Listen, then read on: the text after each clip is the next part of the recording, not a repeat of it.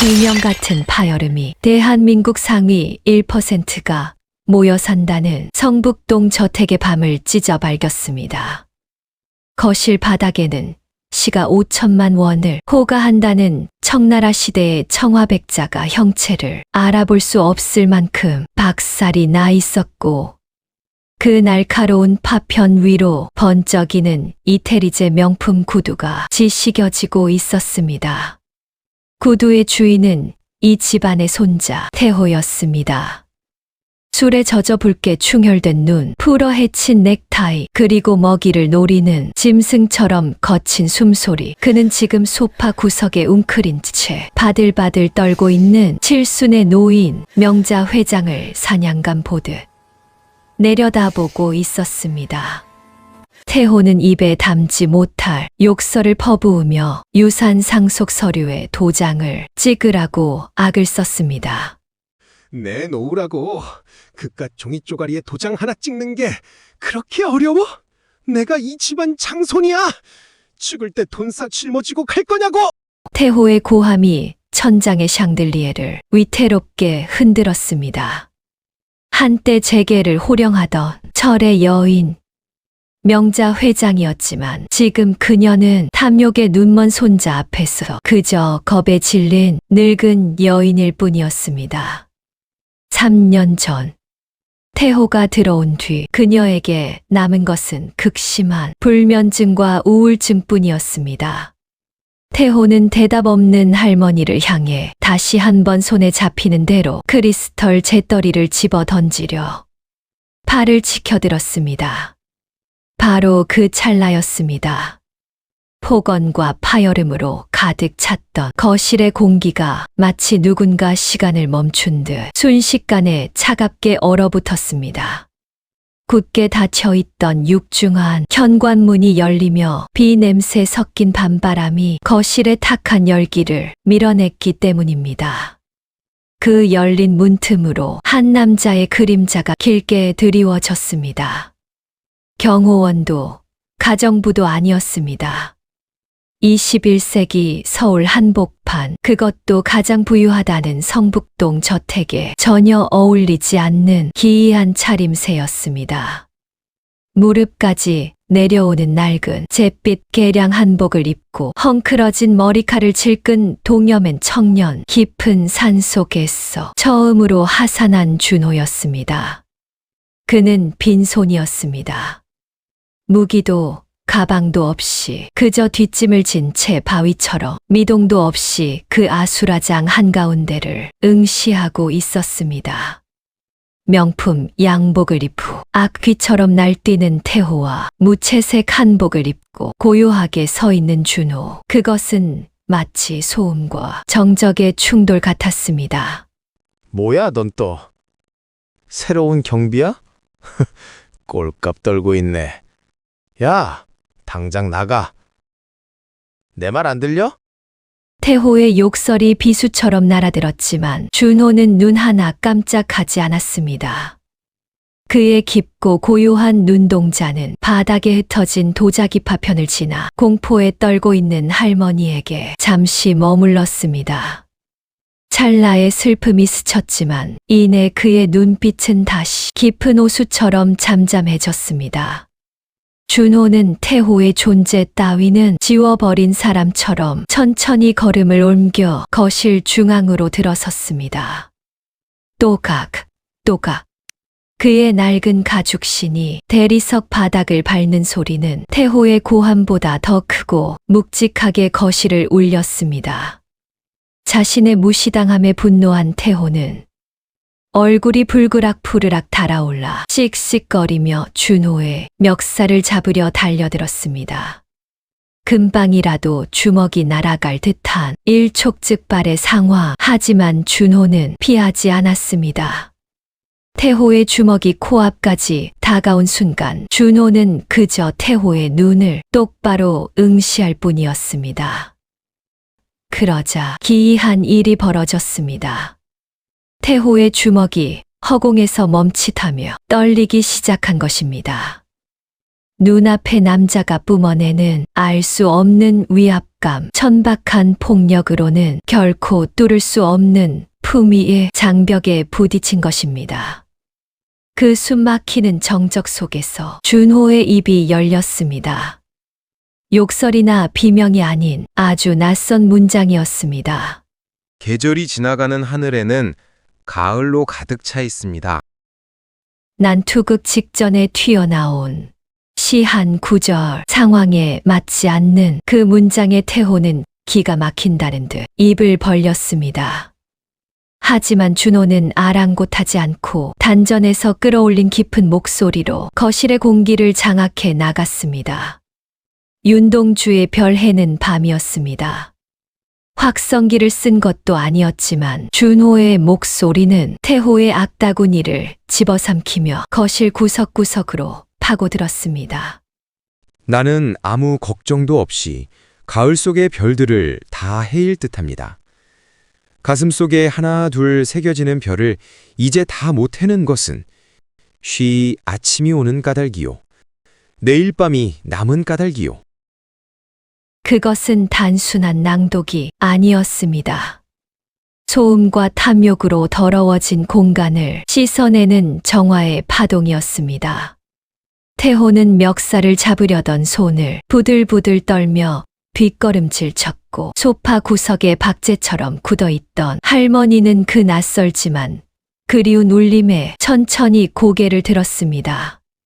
준호의 시는 짐승처럼 지저대던 태호의 입을 막아버리는 가장 우아하고도 강력한 무기였습니다. 준호의 입에서 나온 시 구절이 끝났음에도 그 깊은 울림은 거실의 공기를 무겁게 짓누르고 있었습니다.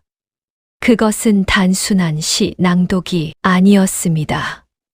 산속 폭포수 아래서 10년을 다듬은 준호의 내공 실린 목소리는 탐욕에 찌든 태호의 고막을 파고들어 영혼을 세차게 흔들어 놓았습니다. 마치 더러운 거울에 강렬한 빛을 비추자 거울 속의 추악한 몰골이 비명을 지르는 것과 같았습니다. 기세에 눌린 태호는 식은땀을 줄줄 흘리며 비틀거렸고 윙윙거리는 이명에 시달리는 듯 연신 귀를 후비적거렸습니다. 도저히 믿을 수 없다는 듯 태호가 잔뜩 겁에 질린 목소리로 웅얼거렸습니다. 뭐야 이거? 왜 이렇게 머리가 어지럽지? 너 방금 나한테 무슨 짓 했어? 최면이라도 걸었냐? 물리적인 타격은 없었지만 태호는 마치 거대한 종소리를 바로 옆에서 들은 사람처럼 정신을 차리지 못했습니다. 준호는 그런 태호를 향해 한 걸음 더 다가섰습니다. 잿빛 한복 자락이 태호의 명품 구두 위를 그림자처럼 덮쳤습니다. 준호는 낮고 굵은 목소리로 한자 성어를 묵직하게 읊조렸습니다. 이청 특심이라. 태호가 무슨 귀신 씻나라 까먹는 소리냐는 듯 인상을 찌푸리자 준호는 흔들리는 태호의 눈을 뚫어져라 응시하며 그 뜻을 천천히 풀이해 주었습니다. 귀를 기울이면 사람의 마음을 얻는다 하였어. 헌데 그대 귀에는 욕심이 덕지덕지 껴서 맑은 시도 비명으로 들리는 모양이구려. 준호의 침착한 꾸짖음에 태호의 얼굴이 불그락 푸르락 달아올랐습니다. 말로 덤벼보려 입을 벙긋거렸지만 준호가 뿜어내는 서늘한 위험에 목소리가 나오지 않았습니다. 자신의 천박함이 준호의 품위 앞에서 발가벗겨진 기분이었습니다. 그때 밖에서 소란을 들은 경호원들이 거실로 허둥지둥 뛰어 들어왔습니다. 태호는 경호원들을 보자마자 언제 겁을 먹었냐는 듯 기세가 등등해져 삿대질을 해댔습니다.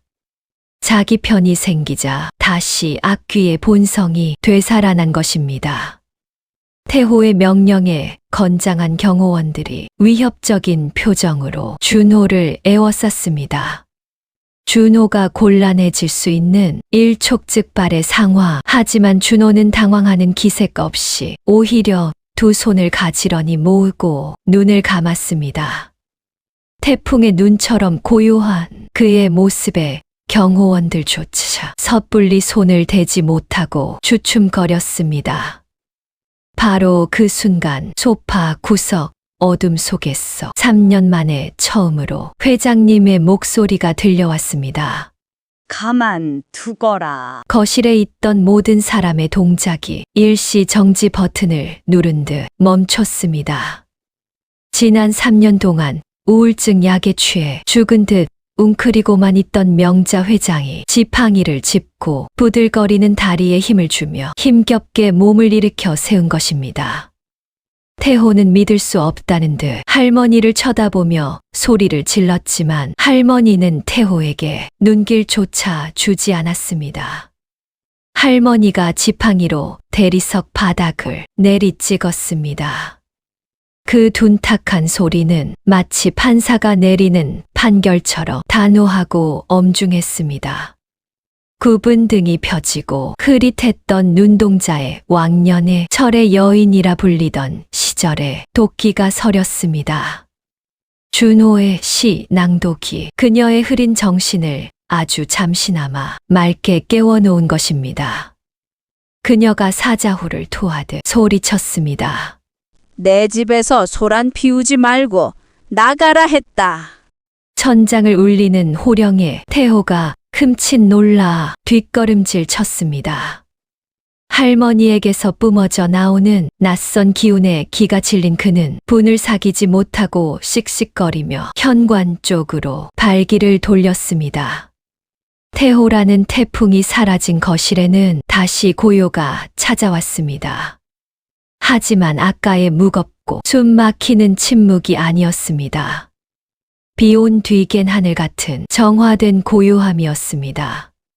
준호는 묵묵히 몸을 굽혀 태호가 난동을 부리며 깨뜨린 청나라 화병의 날카로운 조각들을 맨손으로 하나하나 줍기 시작했습니다. 베일 수도 있는 위험한 작업이지만 준호의 손길은 마치 상처 입은 새를 다루듯 조심스러웠습니다. 그 모습을 물끄러미 바라보던 할머니가 왜 빗자루를 쓰지 않고 미련하게 구느냐며 걱정스러운 투로 물었습니다. 준호는 파편 하나를 집어들며 담담하게 대답했습니다. 마음이 깨진 자리에 차가운 빗자루를 댈 수는 없는 법이지요. 이 날선 조각들도 한때는 누군가의 정성으로 빚어진 흙이었습니다. 마치 할머니의 마음처럼 말입니다. 준호의 말에 할머니의 눈가가 파르르 떨렸습니다. 깨진 도자기를 말하는 것 같지만 실은 상처투성이가 된 할머니의 마음을 어루만지는 말이란 걸 알아챘기 때문입니다. 준호는 품에서 작은 헝겊을 꺼내 바닥에 흙먼지를 닦으며 아까 낭독하던 윤동주의 시 마지막 구절을 나지막이 읊조렸습니다. 겨울이 지나고 나의 별에도 봄이 오면 무덤 위에 파란 잔디가 피어나듯이 내 이름자 묻힌 언덕 위에도 자랑처럼 풀이 무성할 거에다. 문학 소녀였던 시절 밤을 새워 읽으며 눈물 흘렸던 그 시 메말랐던 그녀의 가슴에 아주 작은 물방울 하나가 떨어진 것 같았습니다. 그녀는 지친 눈을 들어 이 기묘한 차림의 청소부를 다시 한번 찬찬히 뜯어보았습니다. 할머니가 내일도 올 것이냐고 묻자 준호의 무표정했던 얼굴이 서서히 허물어졌습니다. 그는 세상에서 가장 따뜻하고 온화한 표정으로 할머니를 바라보며 약속했습니다. 할머니의 마당에 잡초가 무성하다 들었습니다. 그 잡초들을 뽑아내고 예쁜 꽃을 심으러 오겠습니다. 준호의 대답은 단순히 정원 관리를 하겠다는 뜻이 아니었습니다. 이 집안에 뿌리 내린 악의 잡초, 태호를 뽑아내고 시들어가는 할머니의 마음에 다시 생기를 불어넣겠다는 선전포고였습니다. 거실에 깨진 조각들은 치워졌고 두 사람 사이에는 보이지 않는 따스한 끈이 연결되었습니다. 새벽 3시. 세상 모든 생명이 깊은 잠의 바다에 빠져 있어야 할 시간이었지만 성북동 저택의 안주인 명자 회장의 방에 여전히 스탠드 불빛이 위태롭게 켜져 있었습니다. 수천만 원을 호가한다는 최고급 라텍스 매트리스도 거위 털 이불도 그녀의 뼈에 사무친 불면증을 쫓아내지는 못했습니다. 그녀는 침대맡에 놓인 수면제 통을 멍하니 바라보다가 이내 포기한 듯 깊은 한숨을 내쉬었습니다. 잠은 돈으로 살 수 없는 유일한 사치이자 그녀에게 허락되지 않는 축복이었습니다. 결국 그녀는 지팡이에 의지해 도망간 잠을 찾아 정원으로 나섰습니다. 새벽 안개가 자욱한 정원은 마치 딴 세상처럼 고요했습니다. 벤치에 힘없이 주저앉은 명자 회장의 눈에 안개 너머 희미한 그림자 하나가 포착되었습니다. 며칠 전 난동을 부리던 태호를 시한수로 제압하고 청소부로 들어온 청년 준호였습니다. 그는 모두가 잠든 이 시간에 홀로 화단에 쪼그려 앉아 흙투성이가 된 손으로 무언가를 열심히 솎아내고 있었습니다. 인기척을 느낀 준호가 천천히 몸을 일으켜 정중하게 고개를 숙였습니다. 명자 회장은 의아한 표정으로 물었습니다. 이 새벽에 잠 안 자고 뭘 하는 건가? 명자 회장의 물음에 준호는 등 뒤로 숨겼던 손을 내밀어 보였습니다. 그의 손에는 뿌리째 뽑힌 잡초 한 줌이 들려 있었습니다. 준호는 곤히 잠든 꽃들이 깨지 않도록 목소리를 낮추쳐 설명했습니다. 밤새 몰래 자라나 꽃들이 마셔야 할 이슬을 가로채는 잡초들을 솎아내고 있었다고 말입니다. 마치 이 집안의 양분을 빨아먹는 누군가를 솎아내겠다는 듯이 말입니다. 그의 말 속에 담긴 은유를 알아챈 명자 회장의 얼굴에 씁쓸한 미소가 번졌습니다. 그녀는 자신 또한 마음속에 자라난 근심이라는 잡초 때문에 3년째 잠을 이루지 못하고 있다고 묵혀왔던 속내를 털어놓았습니다. 수면제도 소용없다는 그녀의 고백에는 짙은 외로움이 묻어 있었습니다. 준호는 흙 묻은 손을 털고 일어나 할머니에게 한 걸음 다가갔습니다. 그리고 안쓰러운 눈빛으로 그녀를 바라보며 정원의 잡초는 자신이 뽑을 테니 어르신은 그저 마음의 짐을 내려놓으시라고 나직이 위로를 건넸습니다. 그리고는 조심스럽게 제안을 하나 던졌습니다. 할머니, 스승님께서 잠 못 드는 밤이면 들려주셨던 시가 한 수 있습니다. 들어보시겠습니까? 명자 회장은 평소라며 거절했을 제안이었지만 준호의 그 편안한 목소리에 홀린 듯 고개를 끄덕였습니다. 그 목소리에는 거부할 수 없는 온기가 있었기 때문입니다. 준호는 밤하늘을 올려다보며 호흡을 가다듬었습니다. 이윽고 단전에서 끌어올린 깊고 묵직한 울림이 새벽 정원의 안개를 가르며 퍼져나갔습니다. 그것은 그가 산속에서 수없이 되뇌며 지은 세상에 하나뿐인 시였습니다. 바람이 거세다고 탓하지 마라. 바위 틈에 핀 꽃은 흙을 탓하지 않으니 흔들리는 것은 네 마음뿐. 뿌리는 이미 깨 박혀 있노라. 첫 구절이 시작되자마자 명자 회장의 굽은 등이 움찔했습니다. 바람을 탓하지 마라. 평생을 거친 기업 환경에서 살아남기 위해 세상을 원망하고 사람을 의심하며 버텨온 그녀의 지난 날을 관통하는 말이었습니다. 준호의 목소리는 계속되었습니다. 흔들리는 것은 세상이 아니라 당신의 마음일 뿐이니 이미 깊게 박힌 당신의 뿌리를 믿으라는 그 단단한 위로. 그 목소리는 닫혀있던 명자 회장의 마음의 빗장을 소리 없이 열고 들어갔습니다.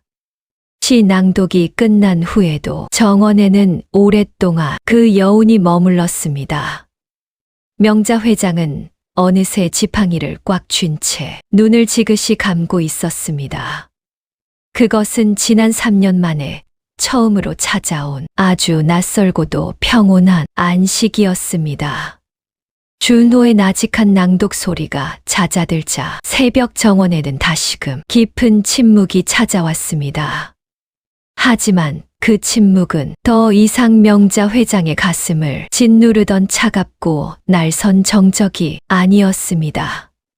풀벌레 우는 소리마저 자장가처럼 들리는 소미불같이 포근하고 따스한 위로의 침묵이었습니다. 명장은 준호가 읊어준 흔들리는 것은 내 마음뿐이라는 구절을 입안에서 사탕처럼 굴려보았습니다. 그러자 신기한 일이 벌어졌습니다. 지난 3년간 쇠밧줄처럼 팽팽하게 당겨져 있던 신경줄이 툭 하고 느슨해지는 느낌이 들었기 때문입니다. 명자 회장은 믿을 수 없다는 듯 무거워진 눈꺼풀을 깜박이며 수면제 없이도 졸음이 쏟아지는 이 낯선 감각에 당황했습니다. 준호는 벤치에서 비틀거리는 할머니를 향해 정중히 팔을 내밀었습니다.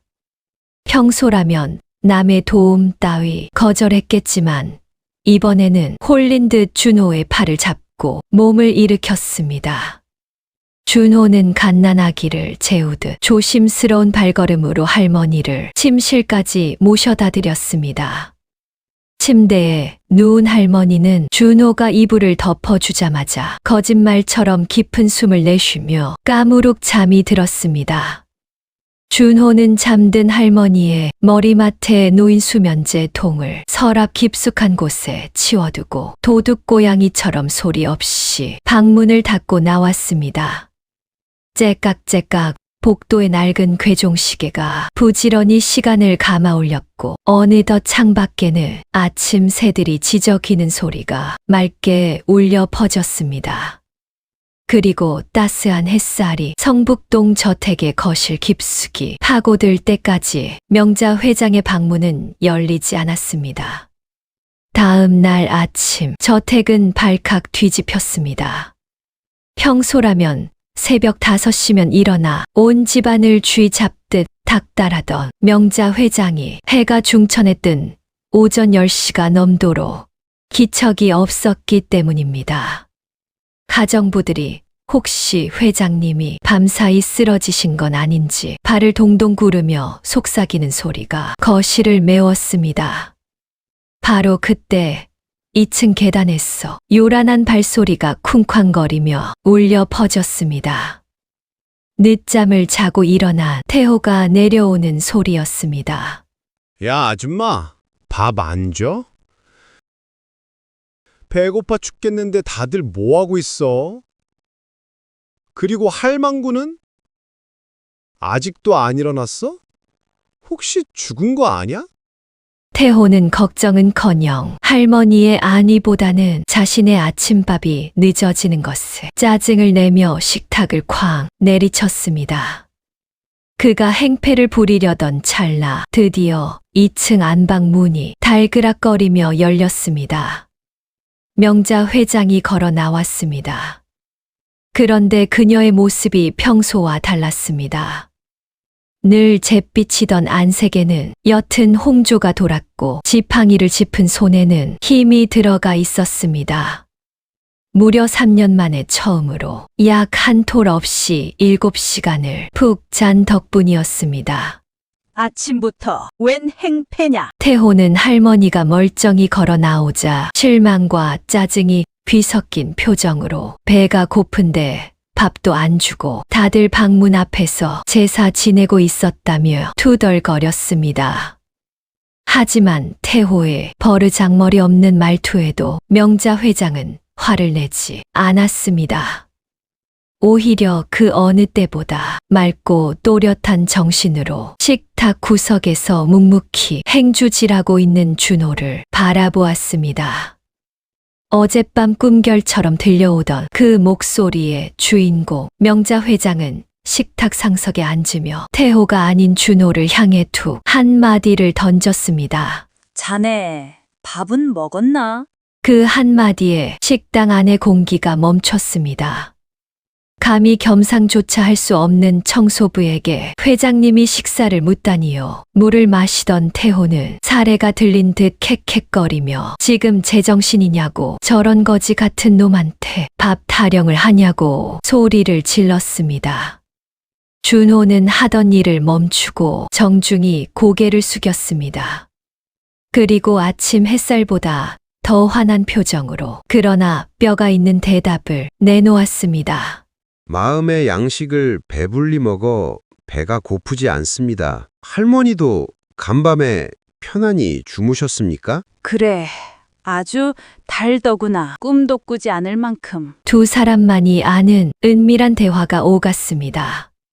태호는 영문을 몰라 멍하니 두 사람을 번갈아 보다가 기분 나쁘다는 듯 숟가락을 신경질적으로 집어 던지고 의자를 박차고 일어났습니다. 의자가 바닥을 긁는 날카로운 소음이 식당을 울렸지만 명자 회장의 시선은 오직 준호에게 고정되어 있었습니다. 그녀는 직감했습니다. 이 청년이 단순한 청소부가 아니라는 것을, 그리고 어쩌면 자신의 망가진 삶을 고쳐줄 유일한 사람일지도 모른다는 것을 말입니다. 준호는 그런 할머니의 눈빛에 익은 듯 걸레를 헹구는 물소리에 섞어 나지막이 혼잣말처럼 중얼거렸습니다. 그것은 앞으로 그가 이 집안에서 해나갈 일들에 대한 예고편과도 같았습니다. 탁한 물은 흘러가고 이제야 맑은 샘이 차오르는군요. 준호가 성북동 저택에 들어온 지 어느덧 일주일이 흘렀습니다. 그 짧은 시간 동안 저택의 공기는 눈에 띄게 달라져 있었습니다. 날카로운 가시가 돋쳐있던 명자 회장의 신경은 준호가 매일 밤 건네는 따뜻한 말 한마디와 차 한 잔에 조금씩 무뎌지고 있었습니다. 사락. 이른 아침 준호가 마당을 쓰는 규칙적인 빗자루 소리는 이제 명자 회장의 아침잠을 깨우는 가장 평화로운 알람이 되었습니다. 2층 테라스에 나온 명자 회장은 찻잔을 들고 참새들이 지저귀는 마당 구석에서 허리를 숙이고 있는 준호를 가만히 내려다보았습니다. 준호는 빗자루질을 멈추고 화단 구석 담벼락 밑에 쪼그려 앉아 한참 동안 무언가를 들여다보고 있었습니다. 그 모습이 궁금했던 명자 회장은 지팡이를 짚고 천천히 마당으로 내려갔습니다. 인기척에 준호가 고개를 들어 환하게 웃어 보였습니다. 아침부터 땅바닥에 코를 박고 뭘 그리 보고 있나? 명자 회장의 물음에 준호는 손가락으로 담벼락 밑을 가리켰습니다. 그곳에는 손톱만큼 작은 이름 모를 들꽃 하나가 보도블록 틈새를 비집고 피어 있었습니다. 화려한 장미나 백합만 취급하던 이 저택의 정원사들은 잡초라며 진작에 뽑아버렸을 하찮은 풀꽃이었습니다. 하지만 준호의 눈빛은 마치 세상에서 가장 귀한 보석을 발견한 사람처럼 빛나고 있었습니다. 이 녀석을 보고 있었습니다.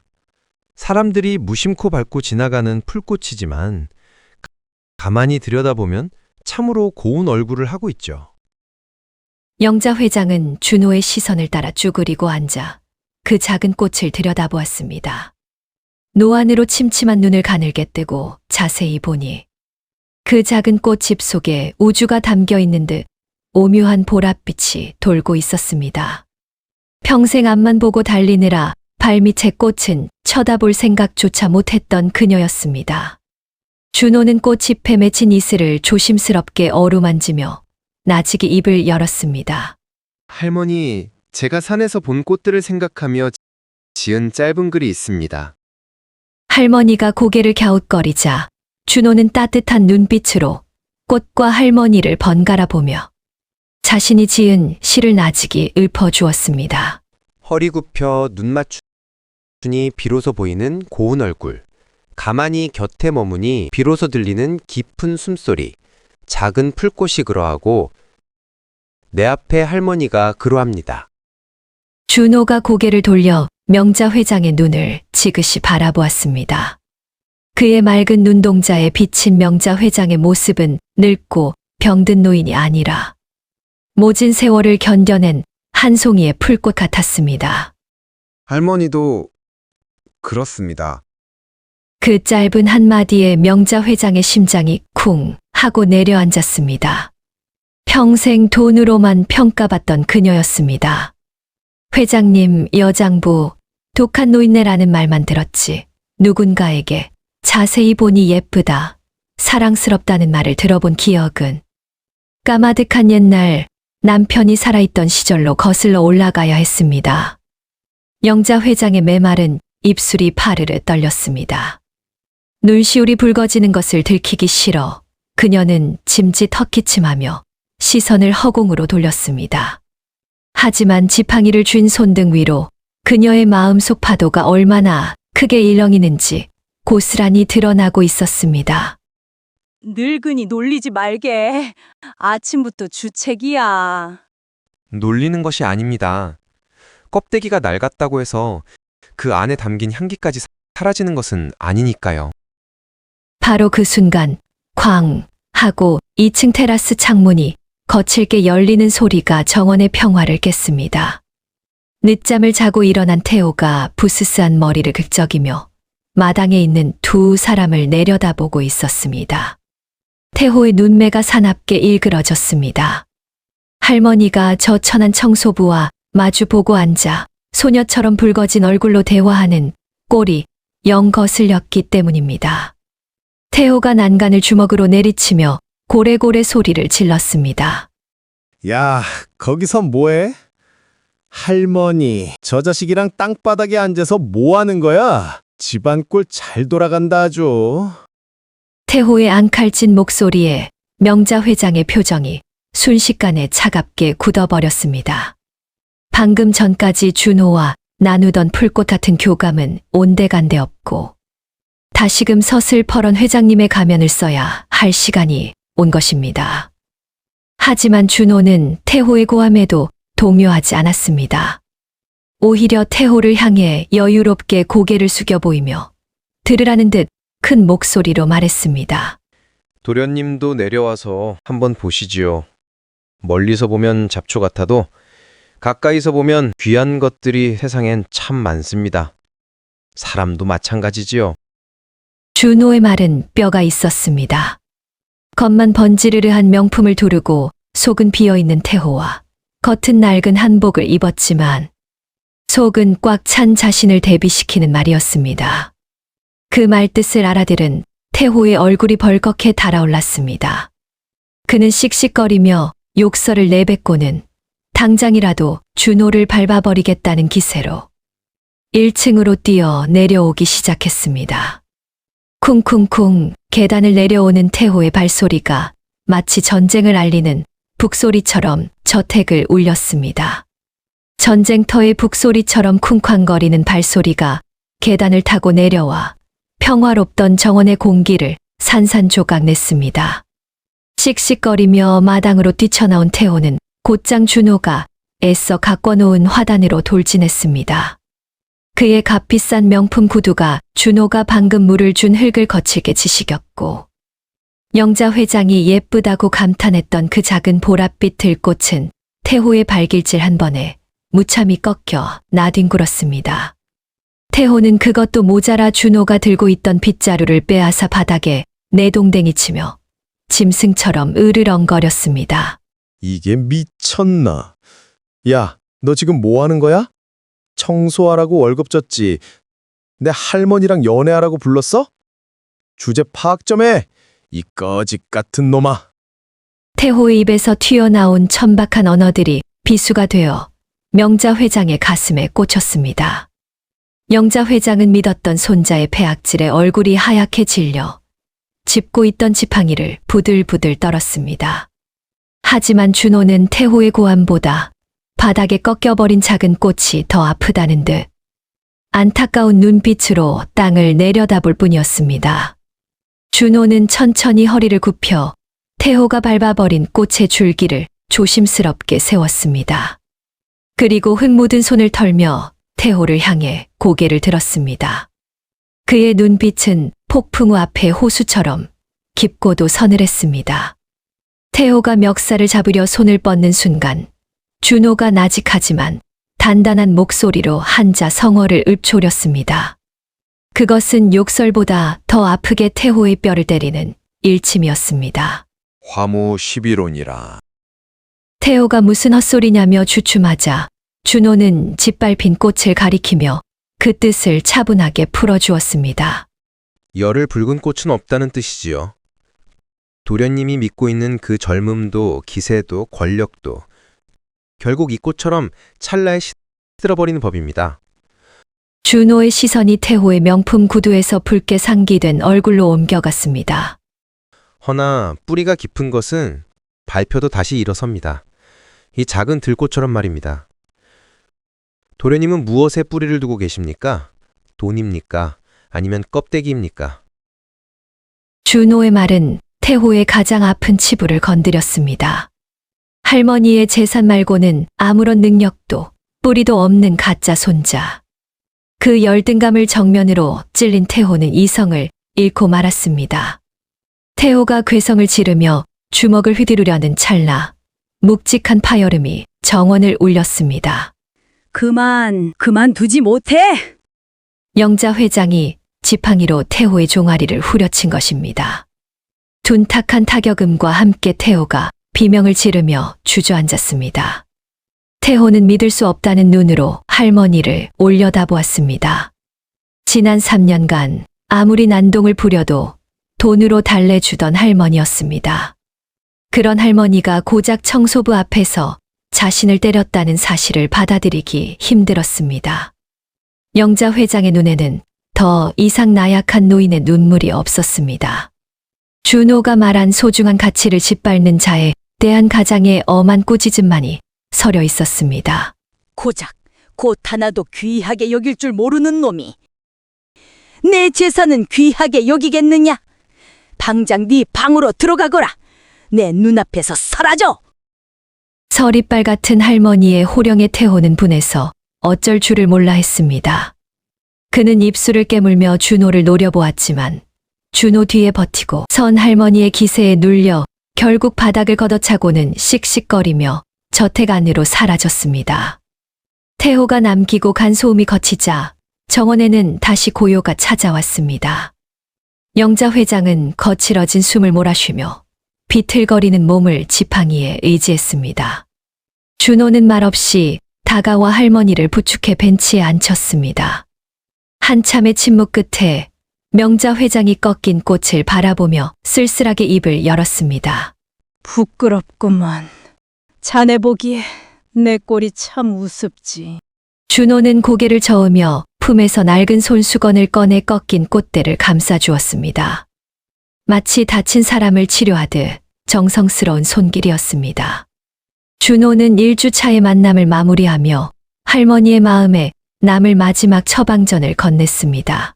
부끄러워 마십시오.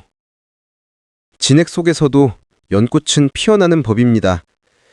할머니, 이제 저 꺾인 꽃이 어떻게 다시 살아나는지 저와 함께 지켜봐 주시겠습니까? 그것은 단순한 원예 활동의 제안이 아니었습니다. 태호라는 진흙탕 속에서도 명자 회장이라는 꽃을 반드시 다시 피워내겠다는 준호의 굳은 다짐이었습니다. 영자 회장은 준호의 깊은 눈동자 속에서 잃어버렸던 진짜 손자의 온기를 아주 희미하게 느꼈습니다. 그녀는 대답 대신 준호가 내민 손수건을 가만히 쥐었습니다. 두 사람의 손 위로 따스한 아침 햇살이 축복처럼 쏟아져 내렸습니다. 태호가 정원에서 쫓겨나고 다시 일주일이라는 시간이 흘렀습니다. 성북동 저택에는 기이한 평화가 찾아왔습니다.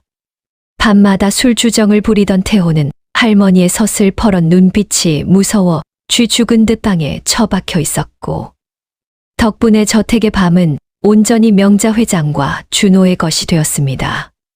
매일 밤 9시 준호가 명자 회장의 침실문을 두드리는 소리는 이제 가장 기다려지는 일과가 되었습니다. 똑, 똑, 똑. 규칙적인 노크 소리와 함께 준호가 들어오면 방 안에는 은은한 국화차 향기가 퍼졌습니다. 준호는 쟁반을 내려놓고 침대맡에 앉아 하루 동안 굳어있던 할머니의 어깨와 팔을 주무르며 세상 돌아가는 이야기와 짧은 시 한 편을 곁들였습니다. 그것은 그 어떤 고가의 영양제보다 더 명자 회장의 혈색을 맑게 만들었습니다. 어느 날 밤이었습니다. 여느 때처럼 따뜻한 찬물을 찻잔에 따르는 청아한 물소리가 방 안을 채우고 있었습니다. 쪼르르 물줄기가 떨어지는 소리마저 음악처럼 들리던 그때 준호가 찻잔을 명자 회장에게 건네려 팔을 뻗었습니다. 순간 헐거워진 한복 소매가 아래로 스르르 흘러내리며 준호의 왼쪽 손목이 드러났습니다. 스탠드 불빛 아래 드러난 준호의 하얀 손목 안쪽에는 꽤 오래되어 보이는 희미한 흉터 하나가 새겨져 있었습니다. 난 모양 같기도 하고 찌그러진 별 모양 같기도 한 그 기묘한 상처 자국. 찻잔을 받으려던 명자 회장의 손이 허공에서 멈칫했습니다. 그녀의 시선이 찻잔이 아닌 준호의 손목에 못 박힌 듯 고정되었습니다. 명자 회장의 머릿속에서 낡은 필름이 빠르게 돌아갔습니다. 20여 년 전 비가 억수같이 쏟아지던 여름날이었습니다. 어린 손자가 정원에서 깨진 항아리 조각에 넘어져 피를 철철 흘리며 울던 기억. 그때 생긴 상처가 딱 저런 모양이었습니다. 세월이 흘러 흐릿해졌지만 할머니의 기억 속에 문신처럼 박힌 그 모양과 너무나도 흡사했습니다. 덜덜 떨리는 손으로 준호의 팔목을 덥석 잡은 명자 회장이 물기 어린 목소리로 다급하게 물었습니다. 자네, 그 팔, 그 상처는 어디서 난 건가? 갑작스러운 질문에도 준호는 당황하지 않았습니다. 찻잔이 흔들려 뜨거운 물이 쏟아질 뻔했지만 그는 침착하게 균형을 잡고 찻잔을 내려놓았습니다. 그리고 자신의 손목을 붙잡고 있는 할머니의 주름진 손을 다른 한 손으로 따뜻하게 감싸 쥐었습니다. 준호의 눈빛이 깊게 가라앉았습니다. 그는 거짓말을 하지 않으면서도 아직은 진실을 온전히 드러내지 않는 시인의 화법을 택했습니다. 아주 오래전 빗속에서 넘어진 흔적입니다. 아물지 않을 것 같던 상처였는데 세월이 약이라더니 이제는 흐릿한 그림자만 남았군요. 빗속에서 넘어졌다. 그 한마디에 명자 회장의 동공이 지진이 난 듯 흔들렸습니다. 단순히 우연이라기에는 정황이 너무나 딱 들어맞았습니다. 명자 회장은 눈앞에 있는 이 청년의 얼굴을 다시금 뜯어보았습니다. 덥수룩한 머리와 낡은 옷에 가려져 있었지만 찬찬히 뜯어보니 돌아가신 남편의 젊은 시절 눈매와 묘하게 닮아 있었습니다. 가슴이 쿵쾅거려 숨을 쉬기 힘들 정도였습니다. 정말 만약에 이 아이가 그 아이라면, 잃어버린 줄 알았던 내 핏줄이 제 발로 걸어 들어온 것이라면. 하지만 명자 회장은 섣불리 입을 떼지 못했습니다. 지난 세월 동안 수많은 가짜들이 돈을 노리고 찾아왔었고, 그때마다 겪었던 실망감이 그녀를 주저하게 만들었기 때문입니다. 명자 회장은 잡고 있던 준호의 손을 천천히 놓으며 떨리는 목소리를 애써 감추고 떠보듯 물었습니다. 부모님은 계시는가? 준호는 흘러내린 소매를 다시 단정하게 정리하며 쓸쓸하지만 담담한 미소를 지었습니다. 창밖에는 밤바람이 나뭇가지를 흔드는 소리가 스산하게 들려왔지만 준호의 목소리는 흔들림이 없었습니다. 하늘의 별이 되어 계십니다. 아주 어릴 적에 헤어졌지만 단 한 번도 잊은 적은 없습니다. 준호는 자리에서 일어나 창가로 다가갔습니다. 그리고 밤하늘을 올려다보며 마치 자신의 정체를 암시하듯 나직하게 시 한 편을 읊조리기 시작했습니다. 그것은 그가 산속에서 수없이 울음을 삼키며 지었던 잃어버린 가족에 대한 그리움이 담긴 시였습니다. 어린 날 잃어버린 구슬 하나, 어둠 속에 구르다 별이 되었네. 아무리 흙먼지가 덮여도 빛나는 기억은 지워지지 않으니. 준호의 낭독이 끝나는 순간 명자 회장의 눈가에 고여있던 눈물 한 방울이 주르르 흘러내려 베개를 적셨습니다. 흙먼지가 덮여도 빛나는 기억. 그것은 청소부라는 천한 신분에 가려져 있어도 자신이 진짜라는 것을 알아봐 달라는 준호의 간절한 신호였습니다. 명자 회장은 확신과 의심 사이에서 밤새 뒤척였고 준호는 그런 할머니의 곁을 그림자처럼 묵묵히 지켰습니다. 바야흐로 진실의 댐에 작은 균열이 가기 시작했습니다. 준호가 명자 회장의 방을 나간 뒤에도 방 안에는 국화차 향기보다 더 진한 여운이 감돌고 있었습니다. 명자 회장은 스탠드 불빛 아래서 자신의 손을 가만히 내려다보았습니다. 방금 전까지 준호의 손목을 잡았던 그 손끝에 20년 전 잃어버린 핏줄의 온기가 희미하게 남아있는 것만 같았기 때문입니다. 그녀는 서랍 깊숙한 곳에서 낡은 가족 앨범을 꺼내 떨리는 손으로 먼지를 털어내며 한 장의 사진을 찾기 시작했습니다. 비 오는 날 깨진 항아리 옆에서 울고 있던 어린 손자의 사진이 어딘가에 있을 터였습니다. 그 시각 명자 회장의 방문 밖 어둠 속에는 또 다른 그림자가 길게 드리워져 있었습니다. 태호였습니다. 늦은 밤 물을 마시러 나왔던 태호는 할머니 방에서 새어나오는 말소리를 엿듣고는 뱀처럼 숨을 죽인 채 문틈에 귀를 대고 있었습니다. 방음이 잘 된 저택이었지만 흉터라든가 별이라든가 하는 단어들은 태호의 예민한 신경망에 뚜렷하게 걸려들었습니다. 태호의 미간이 사납게 구겨졌습니다. 안 그래도 요즘 할머니가 저 천한 청소부 놈을 보는 눈빛이 심상치 않다고 느꼈던 참이었습니다. 태호는 본능적인 위기감을 느꼈습니다. 만약 저 놈이 진짜 핏줄이라면, 혹은 할머니가 저 놈을 진짜라고 착각하기라도 한다면, 자신이 지난 3년간 공들여 쌓아온 가짜 손자의 지위가 모래성처럼 무너질 수도 있었습니다. 태호는 발소리를 죽여 준호가 머물고 있는 정원 구석의 별채로 향했습니다. 준호는 아직 마당 정리를 하느라 들어오지 않은 상태였습니다. 태호는 주위를 살피더니 도둑 고양이처럼 재빨리 준호의 방으로 숨어들었습니다. 곰팡내 나는 좁은 방, 낡은 책상 위에는 준호가 틈틈이 끄적거린 시작 노트가 한 권 놓여 있었습니다. 태호는 노트를 거칠게 넘겨보았습니다. 온통할 수 없는 시 구절뿐이었지만 그중 한 페이지에 적힌 글귀가 태호의 눈을 찔렀습니다. 도둑은 재물을 훔치지만 욕심은 주인을 훔친다. 마치 자신을 겨냥한 듯한 문장에 태호는 치밀어 오르는 화를 참지 못하고 노트를 바닥에 패대기 쳤습니다. 종이 찢어지는 소리가 날카롭게 정적을 갈랐습니다. 그때 등 뒤에서 서늘한 바람과 함께 인기척이 느껴졌습니다. 남의 글을 훔쳐보는 것은 재물을 훔치는 것보다 더 비겁한 짓입니다.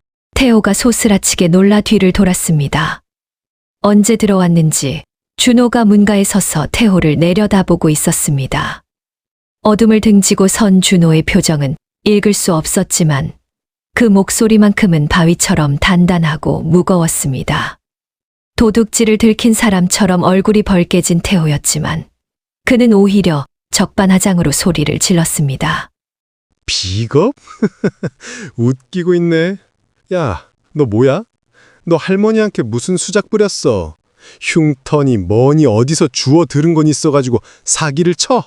태호가 삿대질을 하며 다가왔지만 준호는 뒷짐을 진 채 꿈쩍도 하지 않았습니다. 준호는 바닥에 떨어진 노트를 주워 먼지를 털어내며 태호의 눈을 똑바로 응시했습니다. 그리고 중국 당나라 시인 두보의 시 한 구절을 나지막이 읊조렸습니다. 태호의 탐욕을 꿰뚫어 보는 송곳 같은 한마디였습니다. 복수 번분약 전운이라. 뭐라는 거야?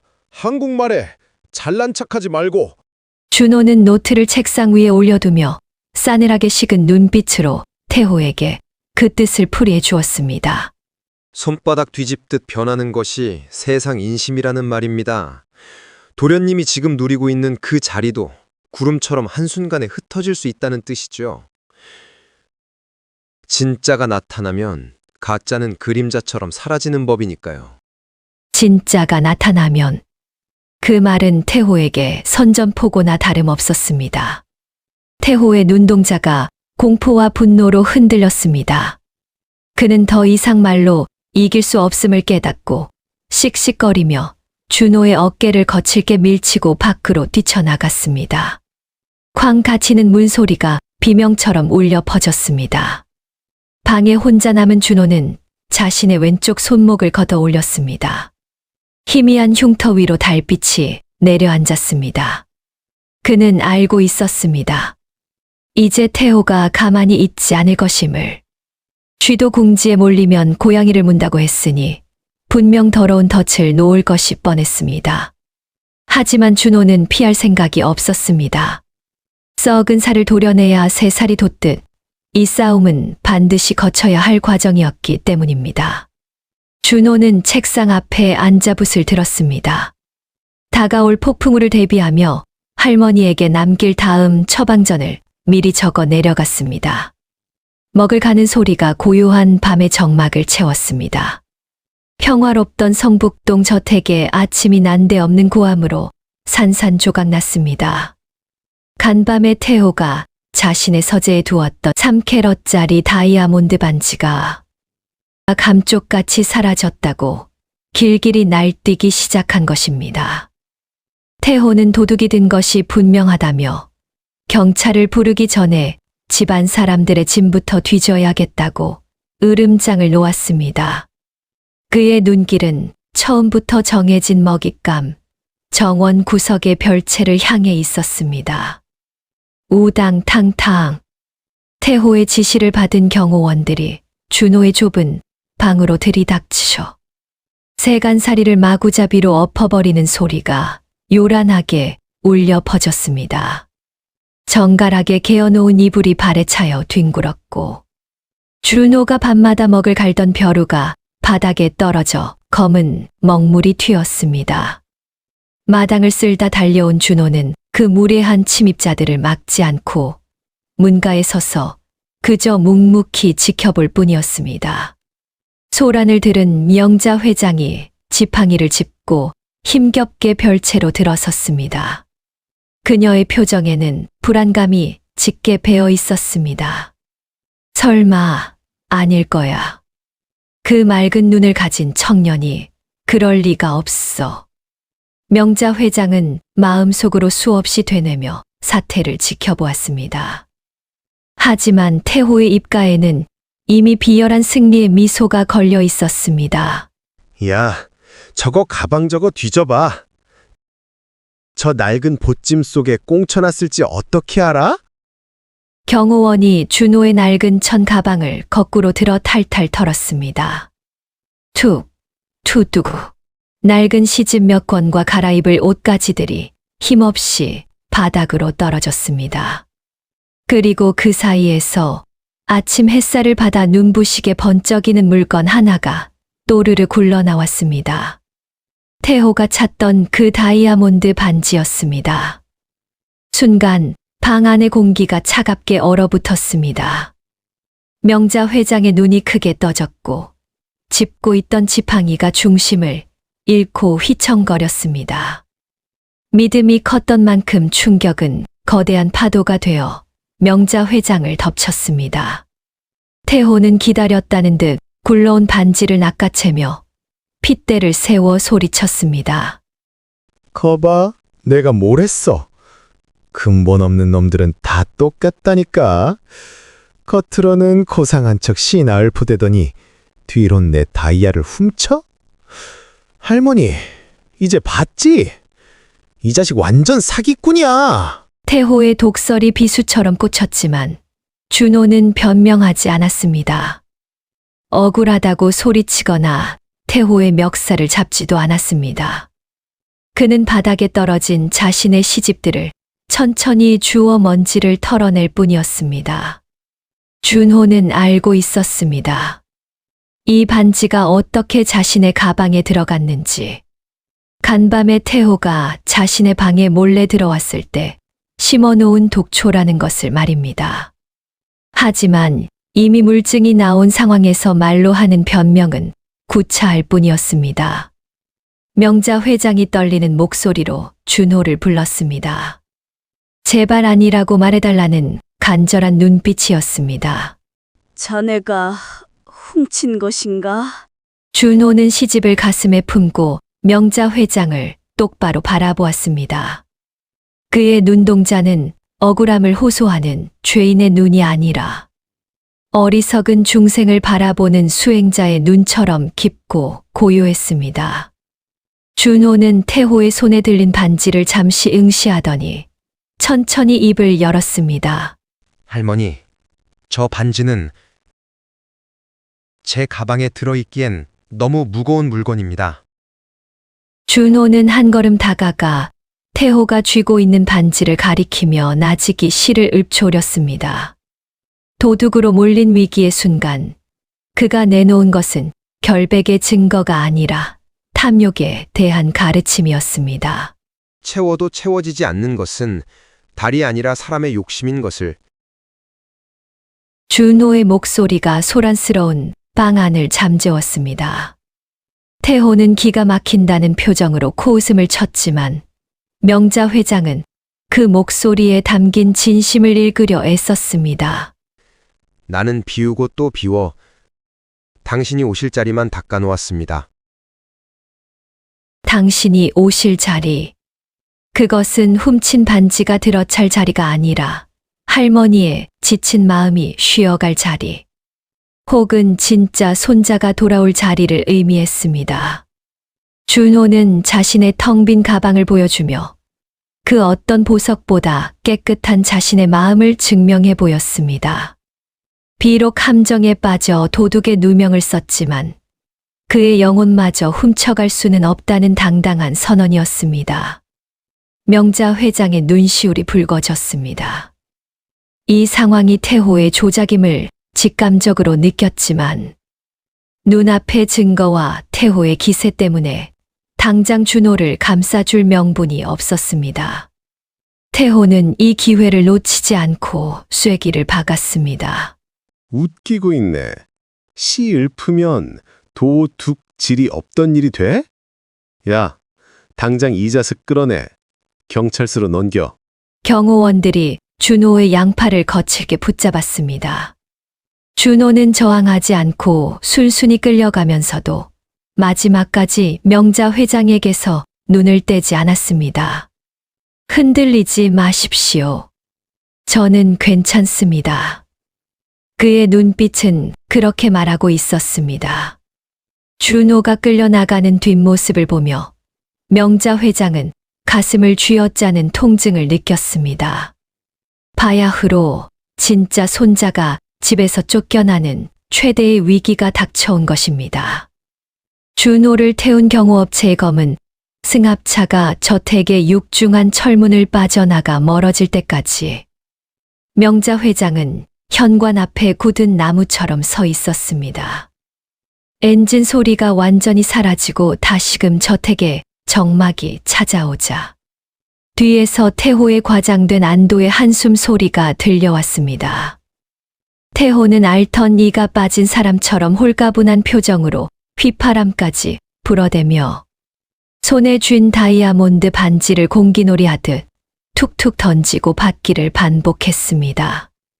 도둑 맞았다며 길길이 날뛰던 귀중품을 대하는 태도치고는 지나치게 가벼웠습니다. 태호는 뻣뻣하게 서 있는 할머니의 등에 대고 이제야 집안 물이 맑아졌다느니 진작 내보냈어야 했다느니 하며 뻔뻔한 소리를 늘어놓았습니다. 하지만 명자 회장은 뒤를 돌아보지 않았습니다. 그녀의 귓가에는 방금 전 준호가 남긴 채워도 채워지지 않는 것은 사람의 욕심이라던 마지막 말이 이명처럼 맴돌고 있었습니다. 그녀는 지팡이를 쥔 손에 피가 통하지 않을 정도로 힘을 주며 치밀어 오르는 분노를 꾹꾹 눌러 삼켰습니다. 지금 태호에게 화를 내봤자 늙은이의 노망으로 치부될 뿐이라는 걸 너무나 잘 알고 있었기 때문입니다. 명자 회장은 대꾸 없이 무거운 발걸음을 옮겨 난장판이 된 정원 구석의 별채로 향했습니다. 뒤에서 태호가 굳이 거길 왜 가냐고 투덜거리는 소리가 들렸지만 그녀는 들은 척도 하지 않았습니다. 준호가 머물던 방은 태호와 경호원들이 휩쓸고 지나간 흔적으로 처참했습니다. 찢어진 책, 엎어진 밥상, 그리고 바닥에 흩뿌려진 검은 먹물 자국들. 명자 회장은 그 폐허 속에 덩그러니 서서 주위를 둘러보았습니다. 주인을 잃은 방에서는 여전히 준호 특유의 은은한 국화차 향기와 묵향이 희미하게 배어 있었습니다. 그때 명자 회장의 눈에 엎어진 낡은 안진뱅이 책상 밑에 깔린 하얀 한지 한 장이 들어왔습니다. 경호원들의 발길질에 구겨지고 먹물이 튀었지만 그 위에 적힌 정갈한 붓글씨는 여전히 또렷했습니다. 명자 회장은 떨리는 손으로 종이를 집어들었습니다. 채워도 채워지지 않는 것은 당신이 오실 자리만 닦아 놓았습니다. 아까 준호가 끌려가며 읊었던 그 시였습니다. 하지만 종이 귀퉁이에는 준호가 차마 말로 하지 못한 작은 글씨의 추신이 적혀 있었습니다.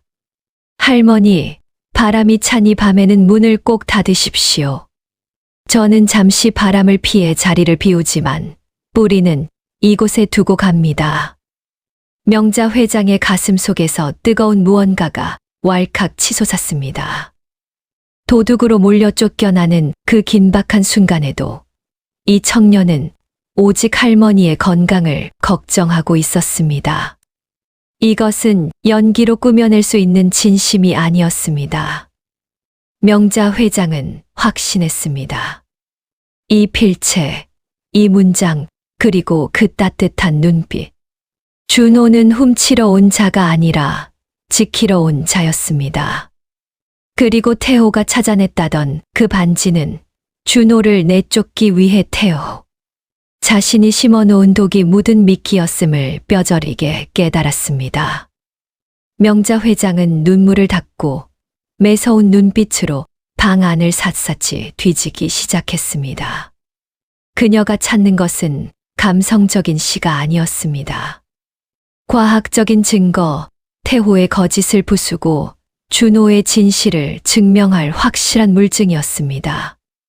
그녀의 시선이 문가에 놓인 소박한 세면도구함에 멈췄습니다. 그곳에는 준호가 아침마다 사용하던 낡은 칫솔 하나와 빗살이 몇 개 부러진 머리빗이 놓여 있었습니다.